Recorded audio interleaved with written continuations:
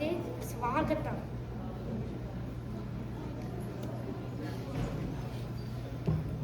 सर्वे प्रार्थना वदन्तु। पठामि संस्कृतं नित्यं वदामि संस्कृतं सदा ध्यायामि संस्कृतं सम्यक् वन्दे संस्कृतमातरं संस्कृतस्य प्रसाराय नैजं सर्वं ददाम्यहं संस्कृतस्य सदा भक्तो वन्दे संस्कृतमातरं संस्कृतस्य कृते जीवन् संस्कृतस्य कृते यजन् आत्मानमाहुतं मन्ये वन्दे संस्कृतमातरम् हिन्दुधर्मं समाजं च पवित्रां संस्कृतिं तथा संरक्षणनुकुर्याम विश्वं शान्तिसमन्वितम्। पादाः संस्कृते उत्तमः सम्भाषितारः पठितारः लेखितारः वक्तारः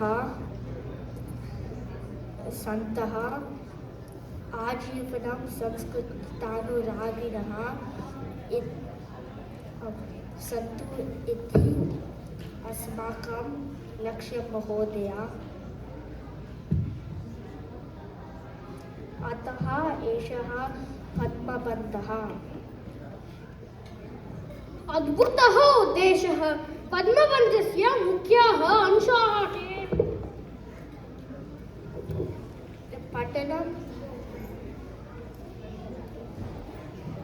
पठनं लेखनं भाषणं स्मरणं श्रवणं च आगच्छन्तु। अस्मिन् वर्षे किं कृतवन्तः इति परिशीलयामः। नमस्ते महोदय, प्रथमं वयं गतवर्षस्य गुणिताक्षराणां पुनस्मारणं कृतवन्तः। अनन्तरं नूतनतया संयुक्ताक्षराणि ज्ञातवन्तः यथा क्ष त्र ज्ञ त्म। एतेन वयं सुलभतया लघुकथाः पठितुं शक्नुमः, वाक्यानि अपि शक्नुमः। सम्यक्। नमस्कारः। अस्मिन् वर्षे अस्माकं पदसम्पत्तिः तु वर्धिता। उदाहरणाय वयं बन्धुवाचकपदानि स्थानानि परिसरान् तु वर्धिता। अपि च एतान् शब्दान् उपयुज्य प्रश्नोत्तराणि निर्मितवन्तः।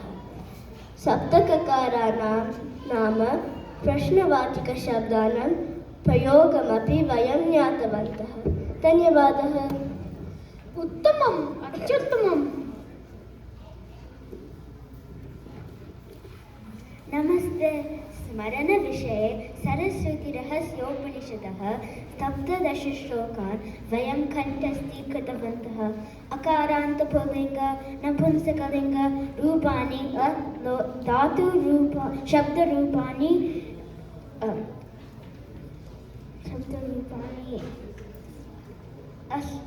अस्माभिः पठितानि। अपि च सुभाषितानि कानिचन अवगतवन्तः। सुन्दरं। रामशब्दस्य रूपाणि वदतु। रामः रामो रामाः हे राम हे रामो हे रामाः रामं रामो रामान् रामेण रामाभ्यां रामैः रामाय रामाभ्यां रामेभ्यः रामात् रामाभ्यां रामेभ्यः रामस्य रामयोः रामाणां रामे रामयोः रामेश्वर। नमस्ते। प्रतिसंवत्सरम् अस्माकं शिक्षकाः अनेकाः कथाः स्थापयन्ति।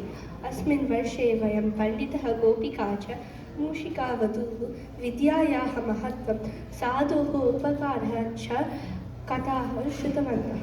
अस्मिन् वर्षे एतस्य वर्षस्य विशेषप्रकल्पस्य विशेषः आसीत् पञ्चतन्त्रम्। धन्यवादः। बहु आकर्षकम्। पञ्चतन्त्रं केन रचितम् इति वक्तुं शक्यते वा? विष्णुशर्मणा रचितं महोदय। समीचीनं। छात्राणां शिक्षकाणां कृते मम अभिनन्दनानि। मम प्रियबालकाः अग्रे गत्वा संस्कृतभाषायाः अपि च हिन्दुधर्मस्य संरक्षकाः भवेयुः। सर्वे शान्तिमन्त्रं वदन्तु। सर्वे भवन्तु सुखिनः, सर्वे सन्तु निरामयाः, सर्वे भद्राणि पश्यन्तु, मा कश्चित् दुःखभाग् भवेत्। ॐ शान्ति शान्ति शान्तिः। हरिः ॐ श्री गुरुभ्यो नमः। हरिः ॐ।